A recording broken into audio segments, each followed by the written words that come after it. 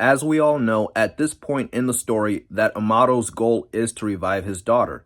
It's the reason why he did such heinous things like align himself with Jigen, created several cyborgs, experimented on many kids which ultimately led to a lot of their deaths.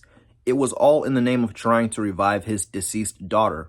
Fast forward years later, he ends up giving Kawaki a karma seal that contains his daughter's data, and he wants him to implant it on the Delta clone, who we learned was actually Amato's daughter named Akabi.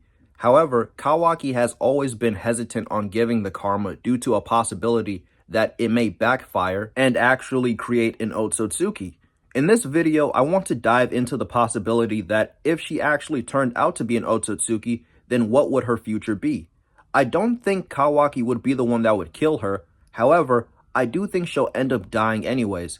The reason why I say this is because I think she'll actually be fed to the Ten Tails. For a while, Boruto and Kawaki were the two choices that could be fed to the Ten Tails.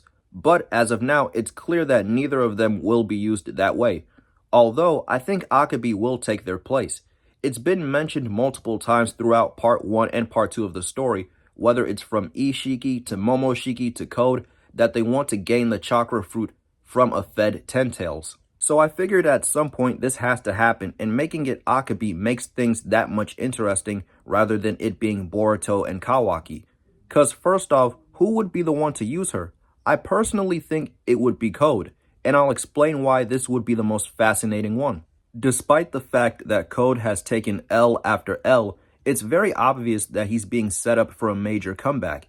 At some point, he's going to score a major victory, and that victory could be harvesting a chakra fruit and taking the first steps of following the path that Ishiki bestowed upon him. Also, there's no better way for Code to get revenge against Amato for instrumenting Ishiki's death than by using his daughter and furthering his power.